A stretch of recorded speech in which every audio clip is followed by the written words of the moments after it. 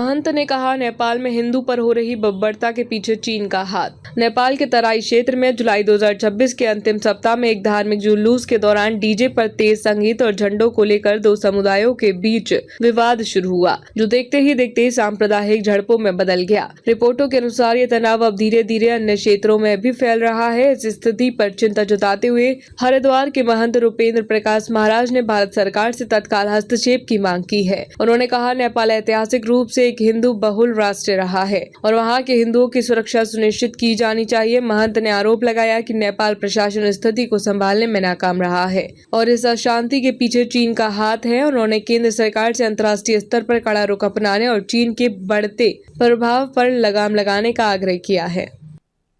नेपाल एक हिंदू राष्ट्र के रूप में जिसकी पहचान पूरे विश्व में थी, जो एकमात्र हिंदुओं का देश था, उस देश में हिंदुओं पर ही आक्रमण होने, हिंदुओं की हत्याएं होना, ये बहुत ही दुर्भाग्यपूर्ण है।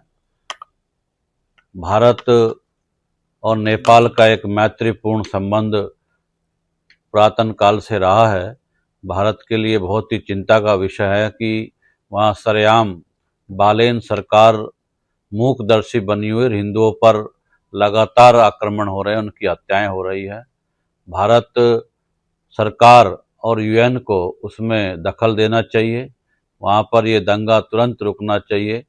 एक छोटा सा देश जिस पर चीन की गिद्ध दृष्टि है, ऐसे देश को जिसकी संप्रभुता अक्षुण्ण रखने के लिए कोई भी राष्ट्र हो, उस राष्ट्र के नागरिक, उसकी पूंजी होती है, उस पूंजी को सुरक्षित रखना उस देश की सरकार का नैतिक कर्तव्य होता है। लेकिन उसके बावजूद भी वहाँ की सरकार की चाबी चाइना के पास है। इस कारण वो मूकदर्शी बनकर हिंदुओं की सरेआम हत्याएं होती देख रही है।